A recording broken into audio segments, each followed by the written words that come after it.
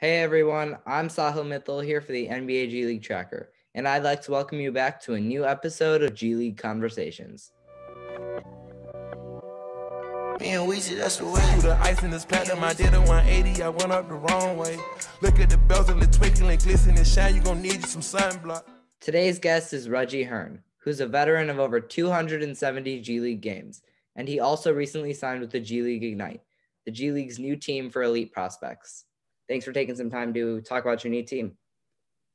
Yeah, absolutely, Sahil. Thanks for having me on. So I know everybody wants to talk about the Ignite, but before we get to that, I thought I'd ask you some questions about your career leading up to this point. As I've mentioned, you've played over 270 games in the G League since the beginning of your career. That puts you at fifth all-time in G League games played. I know that a lot of guys choose to go overseas after a year or two in the G League. Why did you choose to stay in the G League for so long? There's a few different factors. I think I had a rough second professional year. I injured both my ankles in training camp.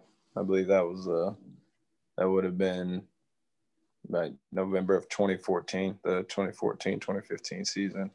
I injured both my ankles in training camp. When I came back, I was struggling a lot mentally. I lost a lot of confidence. I ended up getting released by Idaho a few months into that season. And so ever since that point, I worked really hard in the off season and started getting my game back, started getting some confidence back. And from that year on, I was improving every year. And so I kind of felt like there was always this deep itch inside of me to just see, can I make the NBA?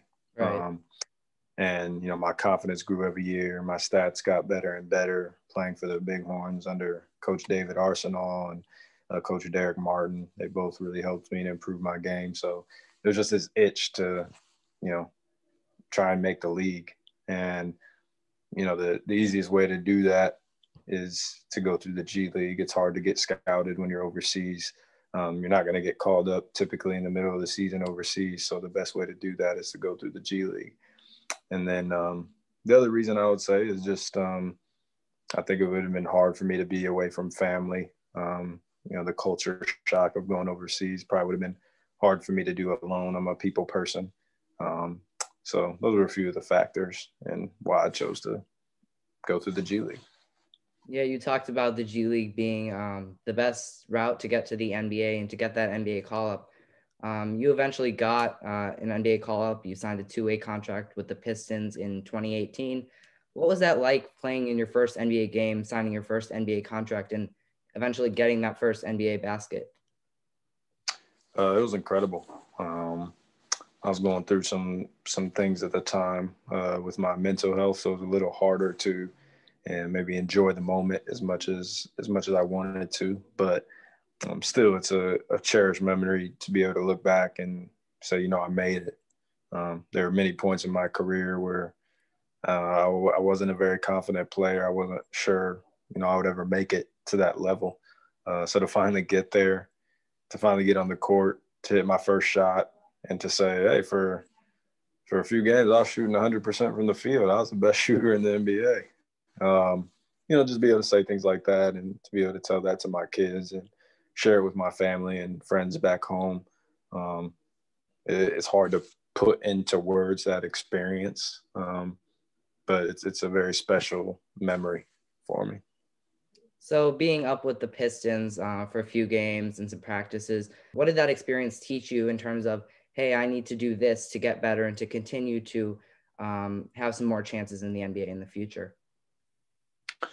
Yeah. I was greatly impacted by getting to spend time with guys like Blake Griffin. Blake actually had me come out to LA and work out with him in the off season for about a week. And just to see his work ethic, how he approaches the game on a day-by-day basis, the way he takes care of his body. I mean, he spends hours on his craft, on his body, and just, developing his game. So to be able to see that, and then also just to be around the team of the Detroit Pistons, all of the veterans there had a pre-practice routine. some of them at a post practice routine. So you just see, the habits that they have, the routines that they have, how those support their larger goals. Like guys like Ish Smith, he stretched with a trainer every day, probably about 15 or 20 minutes, I would guess. Maybe a little shorter than that, but daily. And I can't remember if it was before and after practice, but it was always at least once. It was like clockwork. And, he's had a pretty prolonged career, hasn't gotten injured too much. So just to be able to see things like that, guys who have been doing it for a long time, and to see some of the methods behind the scenes that they use that have them where they are. Yeah, you just talked about seeing like all the different veterans and what they did to kind of model your game and your habits after them. Now you've become the veteran in this new situation with the Ignite. How did the whole process of joining the Ignite come about? Well, I actually, going off one of your earlier questions, I had been planning on playing overseas. I'd spent 7 years here in the States, mostly in the G League, a little bit in the NBA. And, I figured, hey, if there's no NBA teams calling, it's time to go overseas. So I was taking a few calls on overseas teams this year. Obviously, with the virus, things aren't what they normally are overseas. And so opportunities were kind of passing me by. And then I linked up with people from USA Basketball, just asking them, about some of their connections overseas, if they could help me at all. And they actually told me about this team.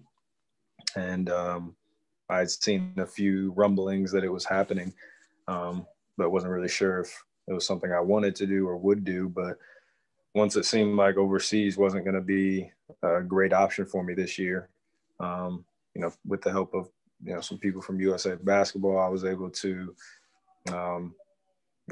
figure out that there was some mutual interest between the G League Ignite and myself. And from there, it was a fairly quick process. And it seems like it's been a pretty good marriage so far. So when you first joined the team, how did that whole process of coming down to Walnut Creek and integrating yourself into that whole environment with the testing and all the new players, how did that whole process of start out? Yeah, it took some getting used to. There was some quarantining that I had to do in my off-season home for a while before I could come here to Walnut Creek. Then once I got here, there's in market quarantine that I had to do. And then finally I could begin testing and begin working out with the team. So once all the quarantining got underway and you start getting used to getting a swab in your mouth and up your nose every day, it's pretty much a seamless transition. From there, it's just basketball. Still had to deal with some of the logistics, obviously, of, moving some of my stuff from my off-season home with my wife and, getting her here and getting all settled in our place. But once you get here, it's all basketball. This is what we do. So it's a pretty easy, seamless process. So are you guys in some sort of bubble down there? The way things are working right now is we go kind of in and out of group workouts versus individual workouts. And when we have group workouts, we are in a bubble. The NBA and the G League are doing a great job of keeping us safe from COVID. We're following all the protocols stringently down here. So during those group workouts, we are in a bubble. Everyone stays in a designated spot. When we do have individual workouts during those weeks, there's a little bit more leniency, like I'm able to stay at home with my wife. But for the most part, it's pretty much a bubble. Yeah. So now you've been working out with the team, playing with all the different prospects, Jalen Green, Jonathan Kuminga, Kai Soto. With this team being like a special situation with a lot of the focus being on those top prospects, what are you really trying to get out of this team? For me, it was a great opportunity to do two of my favorite passions, one being playing the game of basketball, the second being really investing in and trying to mentor, younger guys on and off the court. That's something that I felt like in my life, a lot of people have invested in me and mentored me in basketball, outside of basketball. And so I see it as a privilege to be able to give back in that way. And so, here I get paid to do two things that I love. Right. And so, obviously I'm still young-ish. I'm 29. There are stories of guys who come to the NBA sometime around my age and are able to carve out a niche for a few years. I still believe, I have tools that could help out NBA teams. So it's cool to be able to have the opportunity to be in a situation where a lot of scouts are going to be, looking at me. Well, not looking at me, but they'll be around, looking at the younger guys, and can't hurt that I'm there. So to have that aspect, and then on the other hand, be able to share with these very young, talented guys some of my knowledge about the game, the pro level, how things work behind the scenes at this level. To be able to share that with them, just like people share things with me, is a really cool opportunity. You talked about being more of a mentor and providing a lot of this information to these younger players. What advice can you give them? And is coaching something that you might want to go into after basketball? Yeah, I mean, obviously, these guys are all over the internet. We've seen what they can do. They're all pretty athletic. They're all skilled in their own ways. So, those are the things that, executives salivate over. Those are things that can't be taught. For me, a lot of my career, I've had to carve out being a fundamental player, finding ways to impact the game that don't have to do with athleticism. And so, being able to use my mind and teach them things cerebrally about the game, being able to take them aside and share with them, even different just methods that I've used on the court to gain an advantage, which I won't share too much about. But just, ways to, for them to see the game differently, ways for them to use their athleticism, ways for them to get easier buckets than, going and dunking on somebody or making a step back jumper. Those are things that I can share with them. And getting to your second question about coaching, there's a potential there. I think, for me personally, I have not been sure in the past of at what level I would want to coach.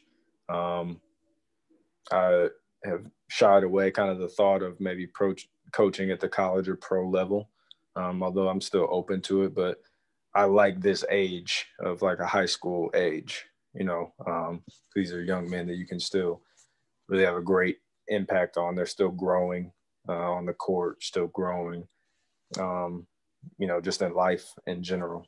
So I feel like being a part of this team will help me to be able to determine if, coaching is something that I want to do. You're with all the top prospects now, Daishin Nix, Kai Soto, Jalen Green, Jonathan Kuminga, Prince Paul Singh, Isaiah Todd.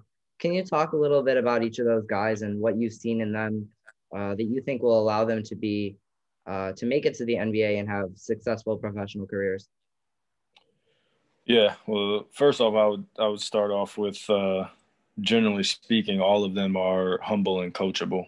And that's something I think every coach or every veteran player is looking for. Guys like Jalen, Jonathan, I mean, really all these guys, I've spoken on it before, they're very athletic. They can live above the rim. They're fast.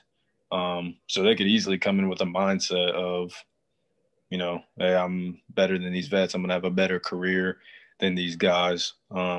But they see that, there's some things that we have to offer, as vets as well, that can really add to their game. So the fact that they're humble and they're coachable is really cool.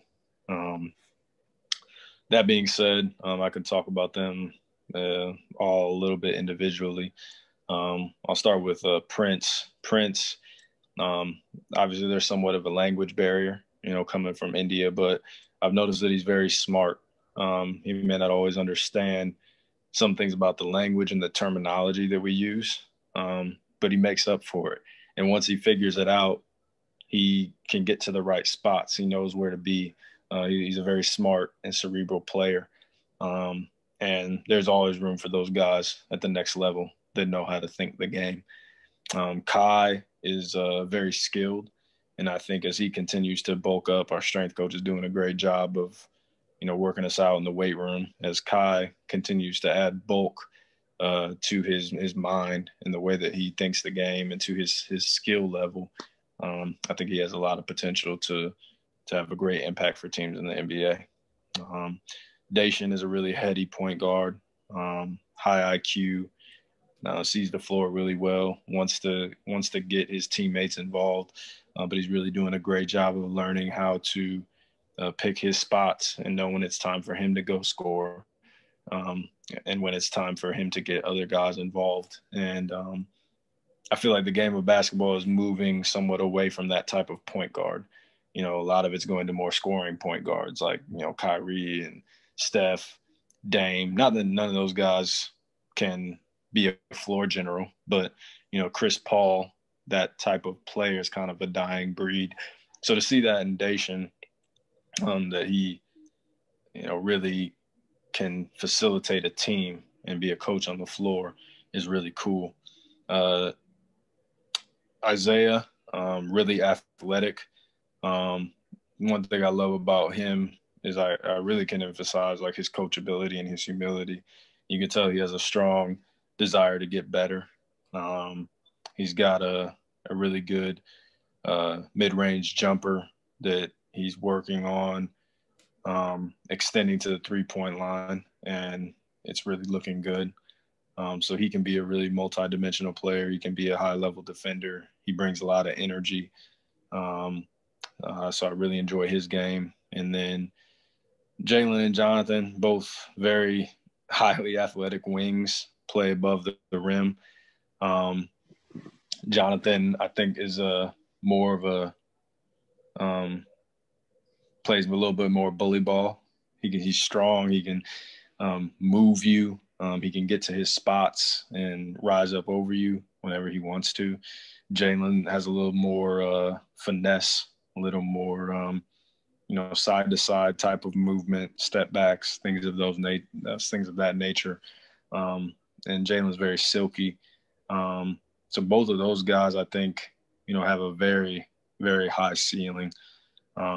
I've compared in my mind Jonathan's game a lot to Kawhi Leonard. I see, just the same type of skill set, and I also see the same type of desire to be great, and I think that's going to take him far. And Jalen, as I've been saying, very coachable, but I think he has a very high ceiling as well. He can really have a great career because of his coachability, because of his athleticism, and because of just the way he attacks the basket. So I could go on and on about these guys. I'm learning more about them every day, but that's just a little bit about them. So recently, you all have been doing some scrimmages. You, the other veterans, Amir Johnson, your former teammate Cody Demps, Brandon Ashley, Bobby Brown, and all the different prospects. What have you taken from those scrimmages on what you guys need to do better as a team to improve before there is a potential season? I think a lot of it, honestly, is just continuity.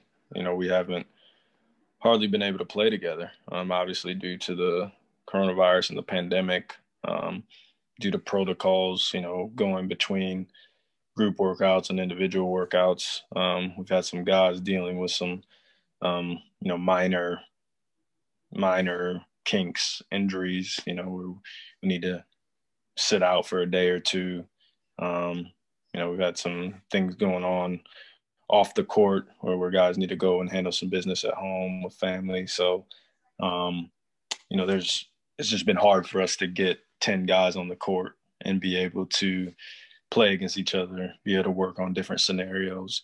I would compare us a lot to the narrative that's been out there about the Los Angeles Clippers in last year's bubble. A whole bunch of talented players, Paul George, Kawhi, Montrezl Harrell, Lou Williams, but obviously Montrez and Lou had some things that happened outside the bubble where they weren't able to be with the team.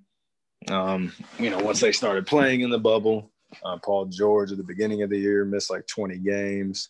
Kawhi had some injuries, load management. So it was like they were never together and they never got to play together. And I would say it's a similar situation for us. We got a lot of talent between young guys and vets, but just hasn't had the opportunity to be able to play together. And that is an important part of the game, is learning how each other plays, because there's a finite amount of space on the court. We can't, we got to have good spacing. We can't be getting in each other's way and things of that nature. So that I think has been the biggest thing holding us back.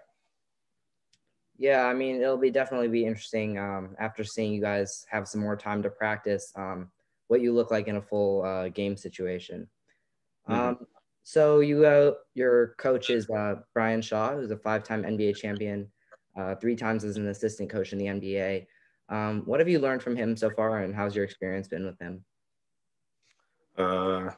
B. Shaw is very, very laid back. I think a couple things I have appreciated about what he shared with us is encouraging us to be in shape, encouraging us to always stay ready for the opportunities when they come. He's also, I think he's very even keeled,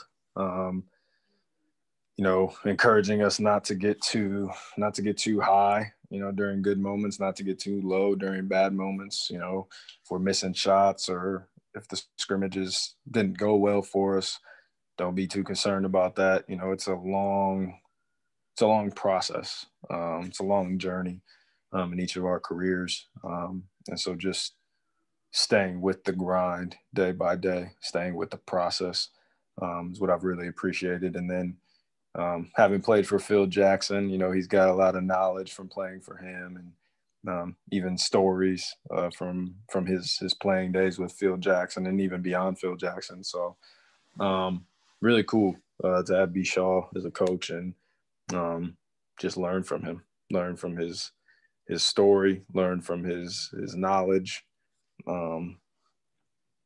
So it's been great having him. So for a last question, I just wanted to touch on something that I think is pretty relevant right now.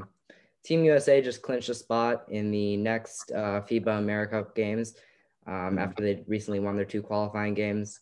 You've also played for Team USA in the past, and you've hit a game-winning buzzer beater as well. Can you talk about that experience a little bit?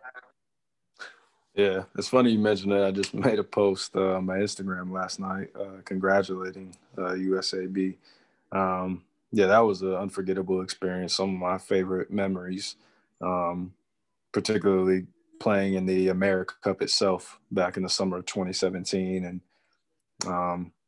that was the first time I believe USAB had decided to use like G League players in international play. And it was kind of a test run to see how would we do in the AmeriCup before they threw us out there in the FIBA qualifiers. And we played pretty well overall. There were some tough teams, Uruguay, Argentina. We were down 20 to Argentina in the third quarter in Cordoba in their country.